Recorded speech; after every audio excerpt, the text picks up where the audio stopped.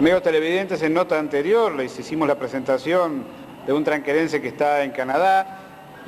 Hace muchos años que vive allá, nos contó un montón de cosas lindas de su vivencia como tranquerense en otras tierras. Pero en este momento vamos a dialogar con él estrictamente en términos deportivos, porque el hombre es un hombre de fútbol, dirigió equipos prestigiosos en Montevideo, se inició aquí por Tranquera ya dando sus primeros pasos, pero él mismo nos va a contar al respecto y queremos conocer algunas opiniones de él, del fútbol uruguayo de hoy día y también cómo se ve desde Canadá esta situación y cómo es el deporte por allá. Tito, ¿cómo fue el comienzo? ¿Cómo llegaste a convertirte en técnico de fútbol? E incluso sabemos que hoy tienes varios diplomas, varios títulos, varios cursos de entrenador y también como entrenador de la Asociación Uruguaya de Fútbol. ¿Cómo fue eso? ¿Cómo comenzaron las cosas? Bueno, tú sabes que como todo uruguayo nosotros tenemos el fútbol en el alma, ¿verdad? Y bueno, yo cuando me fui de acá, de Tranqueras, yo me fui a otra cosa que digamos el polo opuesto. Yo me fui para ser jockey. Mi hermano Omar me llevó allí porque nosotros acá en Tranqueras fuimos criados a lomo de caballo, ¿verdad? Y éramos jinetes. Pero ¿qué pasó? A pesar de que alcancé a correr manera, yo era pesado. Mi peso no me ayudaba. Y como el fútbol me tiraba, comencé a jugar en el fútbol amateur y después a dirigir equipos amateur. Y cierto día, un dirigente de Sudamérica, la Institución Atlética Sudamérica, me vio dirigiendo, gustó el equipo que yo dirigía, lo fue a ver varias veces. Bueno, en el momento que él me vio, yo dirigía a los juveniles del Club Aguada, de Baby Fútbol. Por intermedio de ese dirigente, un muchacho Pavón de apellido, me conectó con don Roque Santucci, veterano, dirigente de Sudamérica, y me ofrecieron las divisiones inferiores de Sudamérica. En ese año estaba quinta, cuarta y tercera especial. Bueno, y le entré, porque a mí me gustaba, le entré. Seguro que es difícil dejar el fútbol amateur y entrar en el profesional, así como entré yo, digamos, de golpe y porrazo, ¿no? Como se dice. Y la verdad que tuve un éxito inesperado para mí, ¿no? Y tan es así que el primer año dirigí divisiones inferiores, dirigí la tercera especial, que en ese tiempo era la preliminar de primera división, y el segundo año, eso fue en el año 69, y en el año 70, dirigiendo las divisiones inferiores, en un momento determinado, por problemas con el técnico de primera división, yo dirigí también primera división de Sudamérica. Y ahí fue que entré a dirigir los verdaderos profesionales, ¿no? Y entre muchos de esos jugadores que yo dirigí estaba Alberto Carrasco, que después se fue a Newell's Old Boys, estaba Washington Tavares, hoy un gran técnico que tiene que ser sin lugar a duda el técnico de la selección uruguaya, hay que respaldarlo nada más, maestro, que de eso vamos a hablar más adelante. Bueno, y jugadores como él. Alcancé después, en otro pasaje en Sudamérica, alcancé a dirigir al Cococho Álvarez, a Juan Joya Cordero, que vinieron, que Sudamérica había hecho un equipo espectáculo, que no fue tan espectáculo porque fue mal ese equipo. Y también el técnico fue dado de baja y ahí tuve que agarrarlo de vuelta el equipo. Yo estaba para las buenas y para las malas en Sudamérica, como director técnico inferior siempre, pero cuando venía un técnico yo iba interinamente, yo volvía a mis divisiones inferiores. Ahora, el año que yo me quedé, digamos, en Sudamérica para dirigir primera división de plano, que eso fue en el año 73, si mal no recuerdo, 72, 73, porque yo con la fecha no estoy muy bien, había empezado muy bien, pero tuve la mala suerte de enfermarme. Y bueno, cuando volví de mi convalecencia, me encontré con que me querían nombrar un supervisor. Pero yo dije, pero ¿cómo me van a nombrar? Yo no necesito supervisor. No necesito no acepté supervisor. Y entonces ahí se generó un conflicto que me llevó a sacarle los trapitos al sol a ciertos dirigentes ahí. Y recuerdo una anécdota muy importante de que en el viejo diario El Popular Me habían hecho un reportaje a raíz justamente de que yo no aceptaba supervisor, y lo mismo el diario El Día, que yo te mandé un recorte, Almada, a ti, de esa vuelta que yo no aceptaba supervisor. Tú sabes que se jugaba en la cancha del Fortín un partido Sudamérica Rampla, creo que era, no recuerdo muy bien. Y este muchacho del Diario Popular que me había hecho el reportaje, lo quisieron expulsar del Fortín los dirigentes de Sudamérica. Y con él se iban todos sus compañeros de prensa y ellos se echaron para atrás. Este muchacho me dijo lo que había pasado. Dice, mirá, dado el reportaje que yo te hice, no me dejaban entrar al Fortín.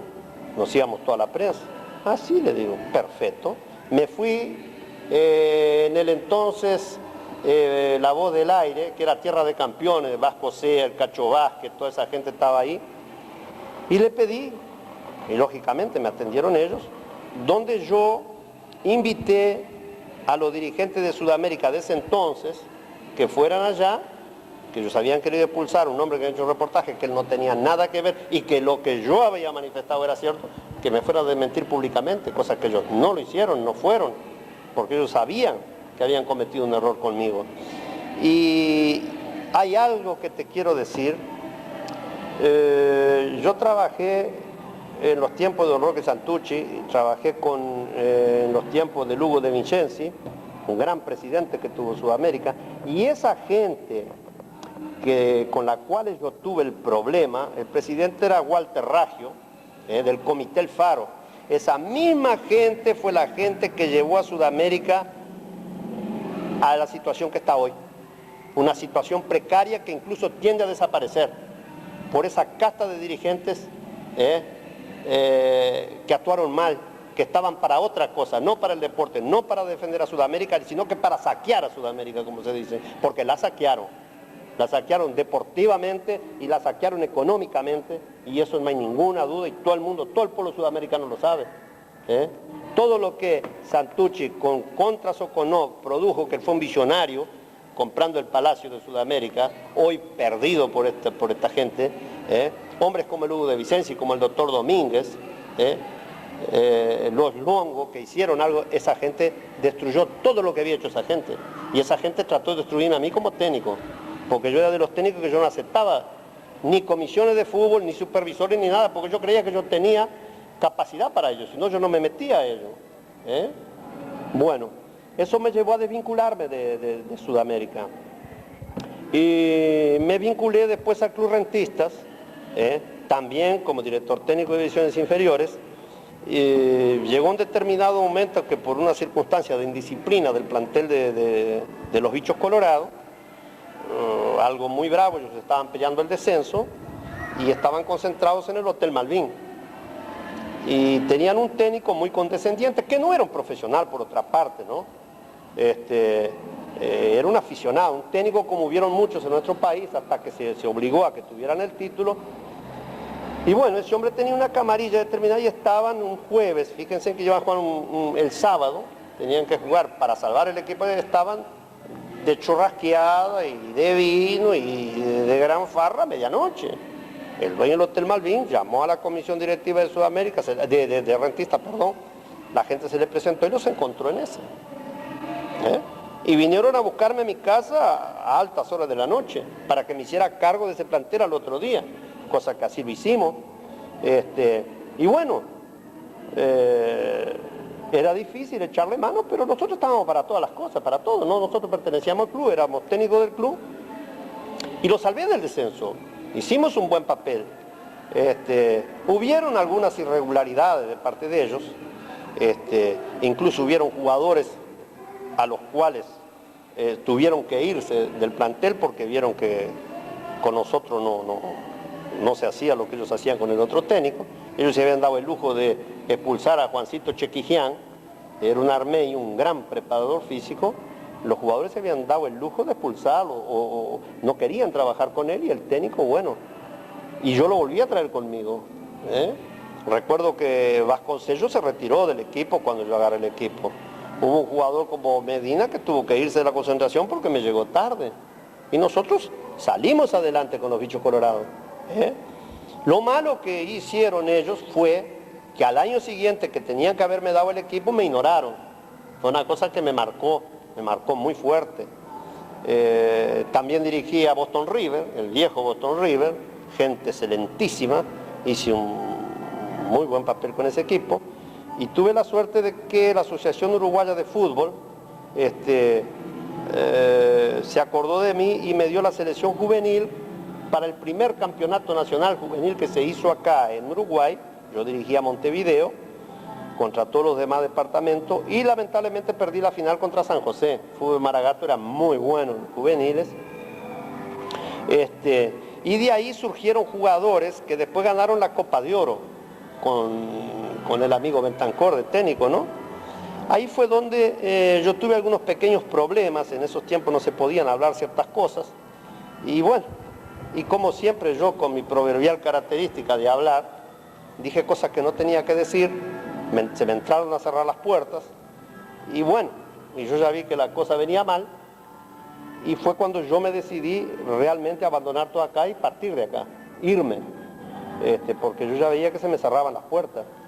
Porque lamentablemente hay que entrar en la rosca y si no, te vas para afuera. Y a causa justamente de que hay técnicos lamentablemente que entran a dejarse mandar, a dejarse criar comisiones de fútbol, que las comisiones de fútbol son para decirte qué es lo que vos tenés que hacer. Y si a vos te contrata un equipo, ¿para qué te ponen comisión de fútbol? Si te contrataron es porque ellos no saben nada, sos vos el que sabés. Entonces, ¿qué comisión de fútbol? No sirve eso. Entonces, por eso es que hoy nuestro fútbol está como está. Yo decidí corté por lo sano y bueno, y me retiré porque ya no me daba más fútbol, porque los hombres que hablan y que dicen la verdad no sirven en este país, en el deporte. Y a la prueba está como estamos. A la prueba está como estamos, nosotros nos quedamos durmiendo sobre los laureles del año 50, y bueno, y ahí estamos pagando las consecuencias de quedarnos dormidos pensando en eso. Una cosa muy buena que se obligó era que los técnicos tuvieran títulos, porque un doctor no puede ejercer si no estudia, si no tiene sus títulos. Un profesor de gimnasia no puede ir a un gimnasio a entrenar muchachos si no tiene su título. Bueno, un entrenador de fútbol es la misma cosa. Zapatero a tu zapato, un carpintero tiene que estudiar, todo el mundo tiene que tener su título. ¿Y por qué en el fútbol? A los bandidos. Eso no además del título de entrenador, ¿tienes algunas certificaciones de cursillos importantes que realizaste? Importantísimo el curso de entrenador, el diploma, para que vos tenés que estudiar psicología, anatomía, higiene y una serie de cosas, psicología, todo eso va todo enrabado. Y tú viste todos los títulos que yo te los hice ver, que tú los tienes la fotocopia en tu casa, eso no es paparrucha, esa es la verdad. Hay que estudiar, hay que prepararse. Y una de las cosas que yo siempre dije y que lo sostengo es que yo trabajé con muchísimos entrenadores y te voy a nombrar algunos. Yo trabajé con Antonio Álvarez, trabajé con Alejandro Morales, trabajé con Víctor González, trabajé con Walter Brienza. De cada uno saqué algo, ¿verdad? Y yo vi técnicos, por ejemplo, que terminaban un primer tiempo, su equipo iba mal o habían jugadores que estaban jugando y no se animaban a hablar. Como vi técnicos también que, bueno, 11 para cada lado se entrenaban y a otra cosa. Técnicos viejos de otras épocas, ¿no? Hoy todo ha cambiado, yo pienso de que se han tecnificado, que a través de tener el diploma, un tipo entra a una cancha, entra a un plantel y sabe lo que tiene que hacer, porque no es asunto de 11 para cada lado y vamos para adelante. Un técnico debe pasar al pizarrón, explicarle a su plantel qué es lo que quiere y después ir a la práctica, bajar a la cancha. Por eso yo entraba a la 1 de la tarde y muchas veces salía a las 7 de la noche, y una jugada la parás 100 veces. Y yo siempre le dije a mis jugadores, si en los circos enseñan un león, enseñan un tigre, ¿cómo no vamos a saber nosotros que somos humanos, que nos entendemos? Ustedes tienen que hacer esto y esto. Tácticamente, estratégicamente preparar tu equipo. Cosa que nosotros en un determinado momento olvidamos eso. ¿Qué hizo Brasil? Brasil aprendió la lección. Brasil sufrió el contraste del año 50, pero aprendió la lección. ¿Y cuál fue el resultado? No sobrepasaron. Y a la prueba está. Hay que tecnificarse, hay que vivir. Hay que prepararse para el futuro. Y hoy por hoy yo te puedo decir así, tranquilamente, sin temor a equivocarme. Hace mucho tiempo nuestra selección nacional está tropezando con una incompetencia total y absoluta, no de parte de los técnicos, de parte de los dirigentes. Eso de traer crack que están afuera, que no vienen a meter las patas acá, eso no sirve, descartarlo. Y otra cosa es no respaldar a los técnicos como corresponde. Y hoy yo veo que me he enterado que van a cometer otro gravísimo error trayendo a un técnico extranjero.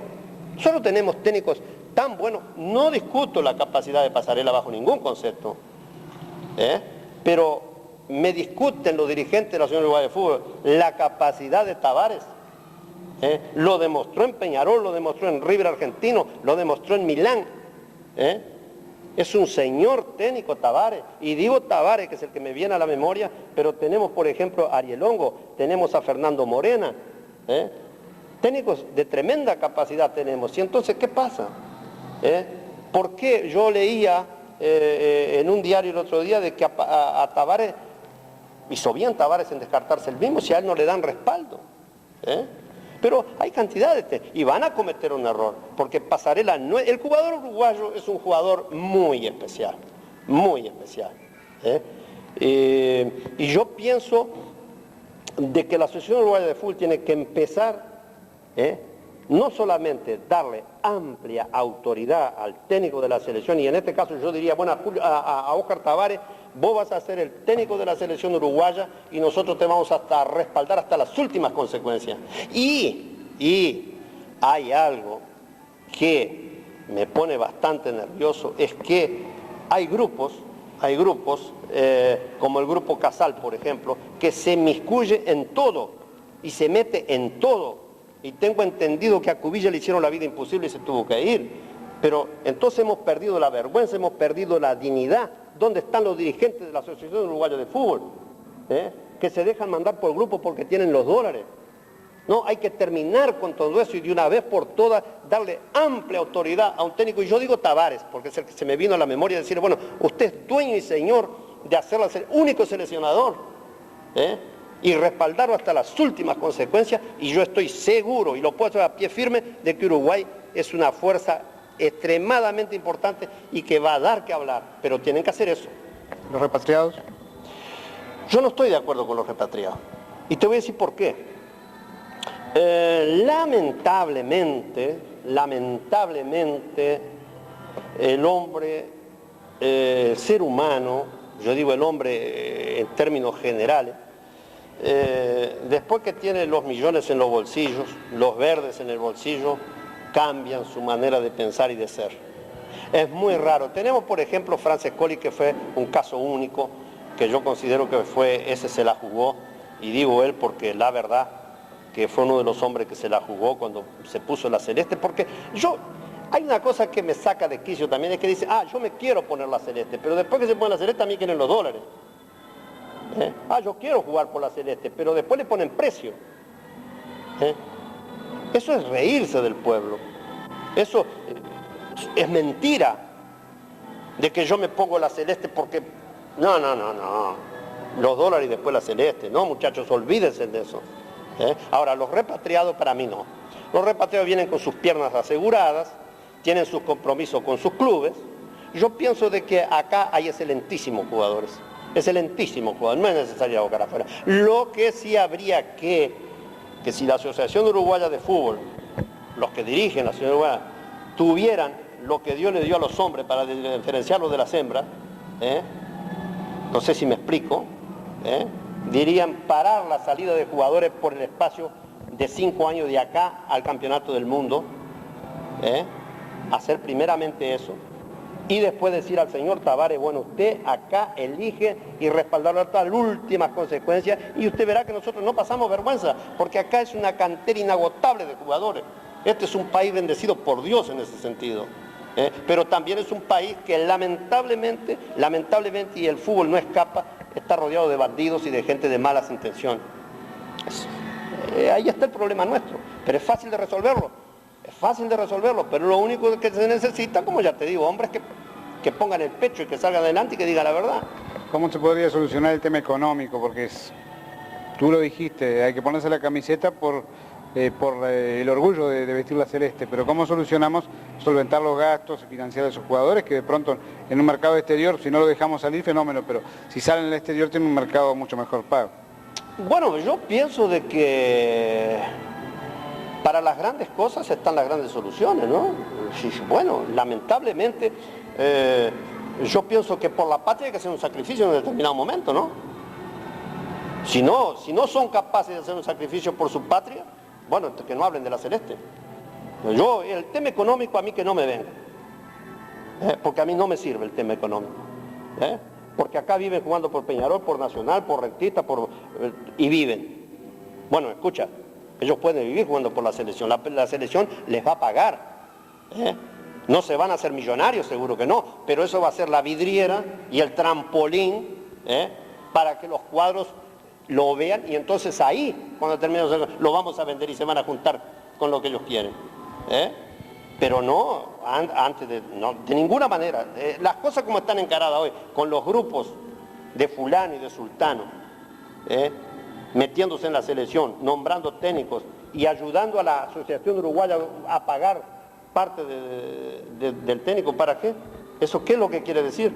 Que hay grupos que ayudan a pagar el técnico. Es ridículo, inaceptable. ¿Tú conociste a Paco Casal cuando niño? Yo lo conocí a Paco Casal cuando niño, él jugaba en el Club Seibo Aguada, fue un muchacho criado en la Aguada.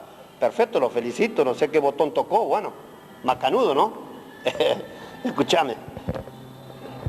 También recién mencionabas a Francescoli como uno de los jugadores más destacados de los últimos tiempos, cosa que compartimos, pero también sabemos que en su momento cuando jugaba en la juvenil tuviste algún problemita con él, o por lo menos lo dejaste fuera de un plantel. Bueno, no, yo problema con él no tuve, simplemente de que cuando yo jugué campeonato juvenil yo recuerdo el delegado de Wander, Francescoli, jugaba por Wander. Vinieron los jugadores, venía él y venía otro muchacho Pérez, que era creo que un defensa, así que venían 3 jugadores de Wander. Yo elegí los otros 2 y deseché a Francescoli. Y recuerdo que ese viejito me dijo una cosa, ese hombre hoy desaparecido porque él era muy viejito, me dijo, señor Duarte, dice, usted hoy se deshace, dice, de alguien que va a ser el mejor jugador del mundo. Yo jamás olvidé eso, ¿no? De la certeza que tenía. Pero en ese momento yo necesitaba, Francescoli era muy finito, muy flaquito, y yo para jugar contra el fútbol chacarero necesitaba hombres grandes, hombres fuertes. Fue simplemente por eso, que él era un mago con la pelota, que era un jugador extraordinario. Sí, yo reconozco, y no me olvido lo que me dijo, pero en ese momento, para el momento actual, ¿me entendés? Yo necesitaba jugadores grandes, ¿no? Y bueno, y opté por ese lado. Me equivoqué, reconozco mi equivocación, pero no hubo ningún problema y él acató como siempre porque ese fue un profesional, yo creo que desde que nació. Bien, un poco en el redondeo y saliendo hacia afuera, ya donde estás en Canadá, que estás en otro trabajo, en otra actividad, ¿cómo se ve el fútbol allá? Sabemos que allá prácticamente no es que no exista, sino que no se le da la importancia que le damos los uruguayos. Bueno, mira, ellos tratan de jugar el fútbol allí en la zona que yo estoy, pero es amateur, totalmente amateur, ¿no? Juegan el fútbol las mujeres incluso, y a ellos les interesan los campeonatos del mundo y todo, pero, a nivel mundial, a nivel internacional, Canadá, las selecciones que nosotros vemos jugar contra México, contra El Salvador, no es la verdadera selección de Canadá, es la selección de la Colombia británica, donde los ingleses juntan 4 veteranos que andan por ahí y hacen una selección que va ahí, mira la vergüenza que pasan. Canadá sí pretende un día alternar a nivel internacional, tiene que hacer una planificación deportiva para la cual nosotros estamos capacitados, es que todas las provincias canadienses hagan su campeonato interior, salga un campeón de cada provincia y se haga el campeonato interprovincial y de ahí se saque la selección canadiense. Y hay jugadores, puede sacarse una selección, pero hay que empezar por planificación, planificar, es lo que pasa, planificación, es lo que necesita. Para finalizar, Tito, y que no se enoje Juan Carlos, tus pasiones deportivas en Tranqueras y en Uruguay. ¿Cómo? Tus pasiones deportivas en Tranqueras y en Uruguay, tu camiseta. Bueno, mira, esto no es un secreto para nadie, yo soy artiguense a muerte. Gracias. No, Artigas, yo nací yo creo que ya con la camiseta de Artigas, ¿no?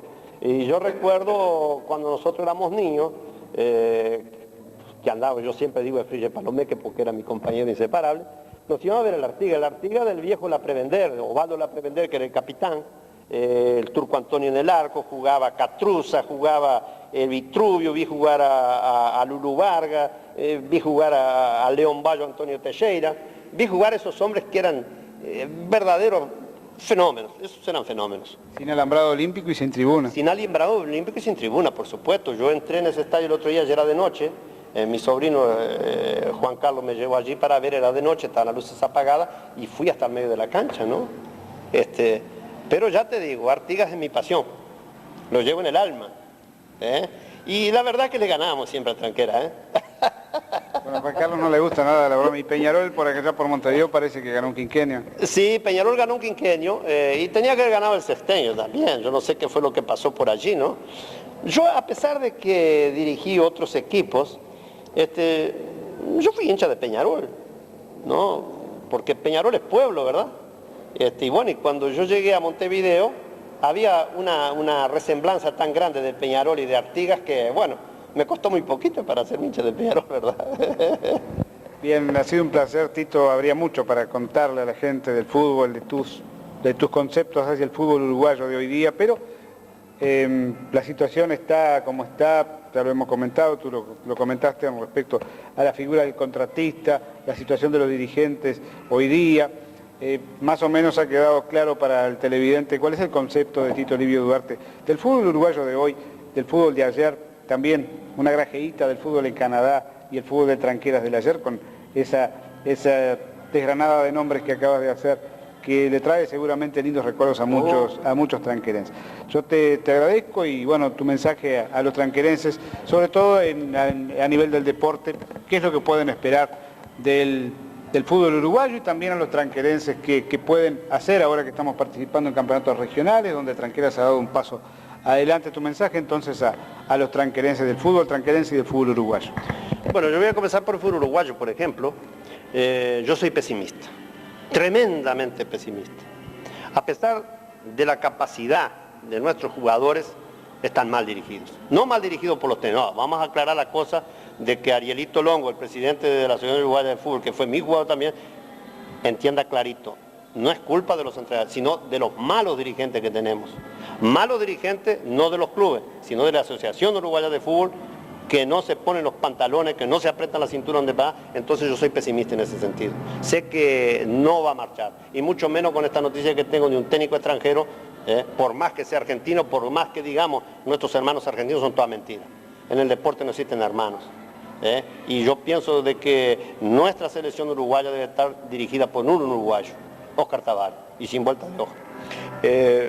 En cuanto al fútbol tranquerense, acá la zona norte, yo me quedo muy contento que están justamente bien encaminados y creo firmemente, sin temor a equivocarme, de que todavía el fútbol chacarero, digamos, como se le dice, no está tan corrompido como el fútbol capitalino a nivel directriz.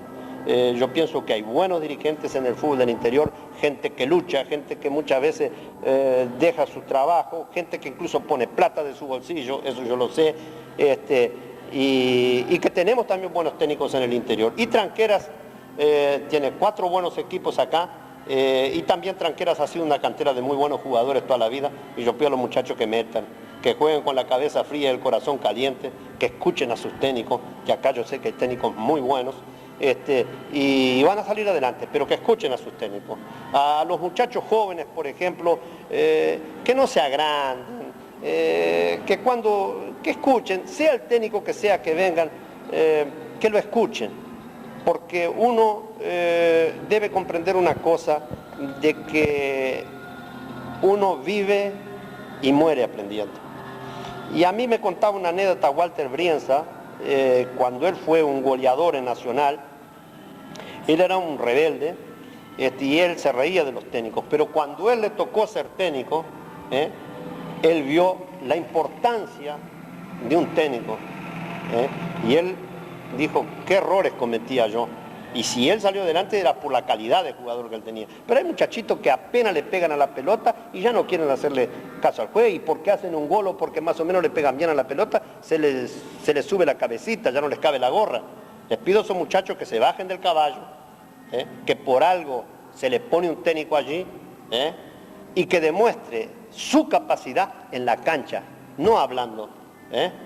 Porque hablar de toros es fácil, pero difícil torear, ¿no?